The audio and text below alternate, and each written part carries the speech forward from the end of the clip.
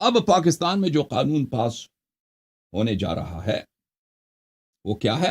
وہ یہ ہے کہ اگر آپ صحابہ کی ڈس رسپیکٹ کریں یا رسول پاک صلی اللہ علیہ وسلم کے زوجوں کی ڈس رسپیکٹ کریں تو آپ کے لیے 10 سال کتنے سال کی سزا ہے. اور ڈس رسپیکٹ جو عنوان ہے، جو وصف ہے بے احترامی کرنا، یہ ایک ایسا عنوان ہے جو بہت ویگ ہے، بہت مبہم ہے. ٹھیک ہے نا؟ یہ کوئی بھی شخص کے لیے بہت آسان ہے کہ آپ کا کوئی بھی جملہ وہ اس طرح انٹرپریٹ کرے، اس کی اس طرح تفسیر کرے کہ یہ بے احترامی ہے. یہ بہت آسان ہے کہ کوئی بھی شخص، کیونکہ یہ جج پہ منحصر ہے. وہاں پہ جب آپ جج کے پاس جائیں گے، آپ جس کورٹ میں آپ پیش ہوں گے، تو وہ اس کے لیے بہت آسان ہے کہ آپ کے ایک معمولی سی بات کو ڈس رسپیکٹ کے طور پر وہ اس کو انٹرپریٹ کرے اور آپ کو سزا سنا دے. تو یہ ایک دروازہ کھل جائے گا کہ شیعوں کو پرسیکیوٹ کرنے کے لیے اور ان کے گلے پر پیر لگا کے دبا دینے کی. اور بالکل اس کا ہدف بھی یہی ہے، اور یہ اس ہدف میں کامیاب بھی ہو جائیں گے. اور مجھے نہیں لگتا کہ یہ اس کا اور مقصد بھی ہے، اور اس کو کوئی روکنے کا بھی روکنے کے بھی کوئی راستہ کار ہوگا، اس کا طریقہ کار ہی. لیکن میں آپ کو ایک خدمت میں بات بتاؤں کہ یہ ڈس رسپیکٹ جو ہے نا، بے احترامی یا گستاخی، یہ ایک ایسا چیز ہے کہ جماعت عمریہ کے پاس اس کے سوا کچھ ہے بھی نہیں. جماعت عمریہ کے علماء وغیرہ وغیرہ یہ دلیل سے تو بات نہیں کر سکتے نا. آپ جو بات حق ان کو بتا دیں کہ ابو بکر کی خلافت باطل ہے، اور ڈس رسپیکٹ ہو گیا. یعنی آپ کا جو عقیدہ ہے، ہم رسپیکٹ، ایک دفعہ تو گالی دینا ہے نا ماں بہن کی، یا کھلم کھلا گالی دینا. اس کے علاوہ یعنی حق بات بھی بتائیں نا، وہ بھی ان کے لیے ڈس رسپیکٹ ہے.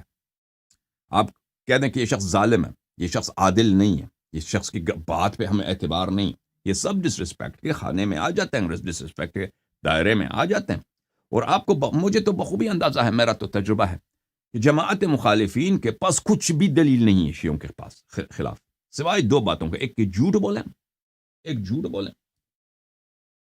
اللہ پہ جھوٹ باندھ دیں، رسول صلی اللہ علیہ وسلم پہ جھوٹ باندھ دیں، شیعوں پہ جھوٹ باندھ دیں. ٹھیک ہے نا؟ جیسے پچھلے ہفتے آپ نے دیکھا کہ ان کا مولوی صاحب یہاں پہ تشریف لائے تھے، انہوں نے کیا کہا تھا کہ رسول صلی اللہ علیہ وسلم نستجیر باللہ پاگل ہو گئے تھے. ٹھیک ہے نا؟ تو یا تو ان کے سامنے یہی ہے کہ ایک افتراء کریں رسول اللہ صلی اللہ علیہ وسلم پر اور اللہ تعالیٰ پر یا شیعوں پر. دوسرا یہ ہے کہ کہہ دیں کہ ہم آپ سے بات نہیں کرتے کہ آپ نے گستاخی کی، ڈس رسپیکٹ کی. کیونکہ جو بھی دلیل آپ لائیں گے وہ ہوگا، کیا ہوگا؟ ڈس رسپیکٹ ہوگا. دلیل آپ چاہے جتنے مہذب الفاظ میں لے کے آئیں، ان کے لیے ڈس رسپیکٹ ہے. کیونکہ ان کے پاس چارے کاری نہیں ہے. یہ ایک بہت لاٹری ہے ان کے لیے، یہ قانون جماعت عمریہ کے لیے. یہ بہت ان لوگوں کے لیے بہت اچھا راہ نجات ہے، ایک چارہ کار ہے کہ صحابہ کے خلاف آپ کچھ بھی نہیں بول سکتے، کیونکہ کچھ بھی بولیں وہ ڈس رسپیکٹ ہے. سمجھ میں آ رہی نا بات آپ کو؟ جیسے ہم آپ کے مراجع کرام ہیں، ان کو لاکھ ان کے لیے دلیل لائن، تقلید باطل ہے، آپ ان سے دلیل طلب کریں کہ تقلید آپ ثابت کرو، کہتے ہیں آپ ڈس رسپیکٹ کیا. مجتہد کی آپ نے بے احترامی کی، مجتہد کی آپ نے بے احترامی کی ہے، گستاخی کی ہے. آپ سے کیسے بات ہی کیسے ہو سکتی ہے کہ نہیں؟ ٹھیک ہے نا؟ یہ ایک ایسی چیز ہے عوام کو بیوقوف بنانے کے لیے. اپنے آپ کو جو شخص باطل پہ ہوتا ہے نا، کیونکہ اس کے سامنے اس کے پاس دلیل تو ہے نہیں، اس کو اپنے آپ کو تسلی دینے کے لیے، اپنی ظاہری عزت بچانے کے لیے، اپنا جو اس کو فیس بچانے کے لیے، وہ ایک طریقہ کار ہے کہ سامنے والے کو کہہ دے کہ یہ بے ادب آدمی، اس نے ہمیں گالی دی ہے، اس نے ہمیں گستاخی، اس سے بات نہیں ہو سکتا. اب اس کے خلاف کیا ہوگے؟ بس وہ عملی طور پر چارہ کار کہ اس کو سیدھا کرتے ہیں. سیدھا کیسے کریں گے؟ اس کو ماریں گے پہلے، پھر اس پہ FIR کٹوا دیں گے، پھر اس کو جیل بھجوا دیں گے. اور پھر کبھی بھی کوئی شخص کسی طرح سے کوئی جتنا ہی مہذبانہ الفاظ میں بھی ہو نا، وہ بول نہیں سکے گا، وہ زبان استعمال نہیں کرے گا. تو یہ ان کے لیے بہت اچھی بات ہے.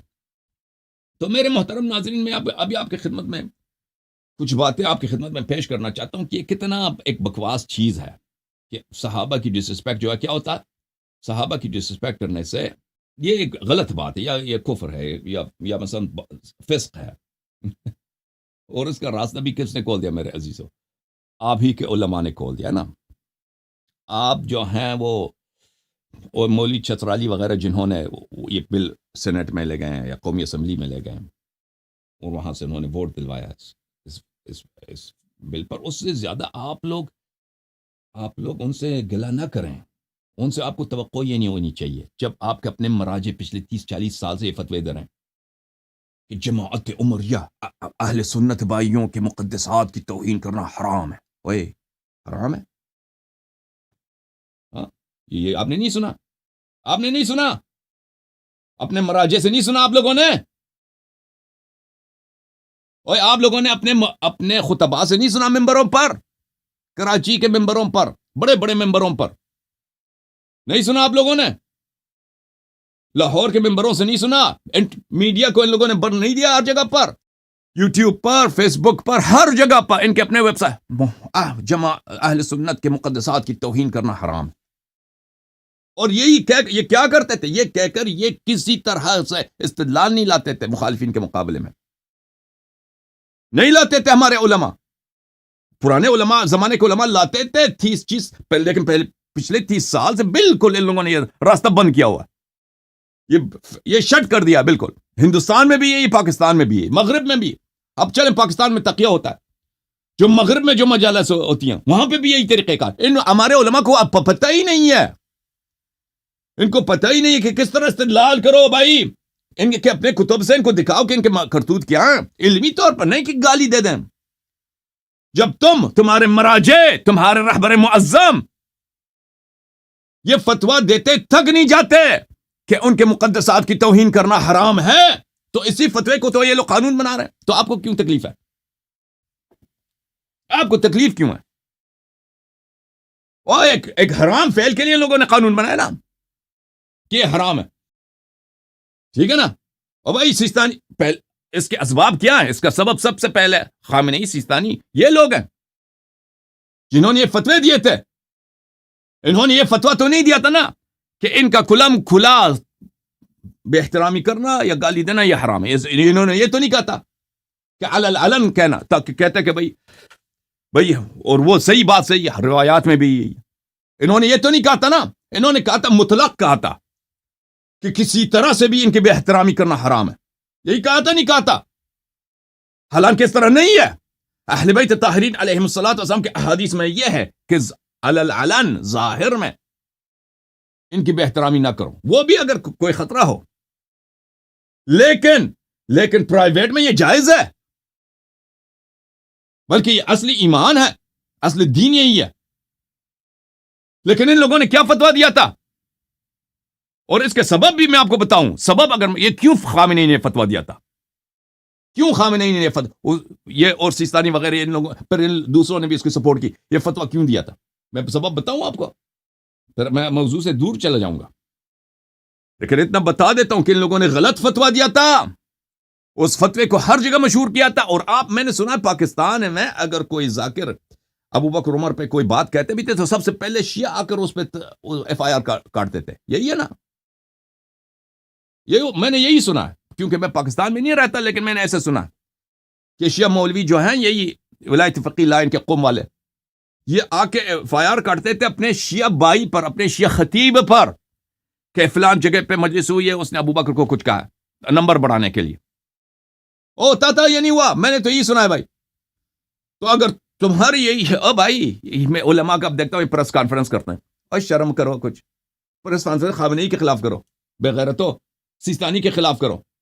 تم کس منہ سے تم آ کے پریس کانفرنس کرتے ہو کہ بل کیا ہے؟ بل آپ لوگوں نے دیکھ لیا، ڈس ریسپیکٹ کرنا صحابہ کی، ازواج کی، صحابہ کی، ازواج کی، یا کس کی؟ تیسرا کون ہے؟ اہل بیت طاہرین علیہ السلام کی. یہ ڈس ریسپیکٹ کرنا، یہ 10 سال قید ہے. ٹھیک ہے نا، یہی آیا نا. وہ بھائی تمہارے مراجع نے فتوی دیے، وہ تو پہلے سے کہہ چکے کہ حرام ہے، تو تم کس منہ سے آ کے کہتے ہو؟ بہرحال میرے محترم ناظرین،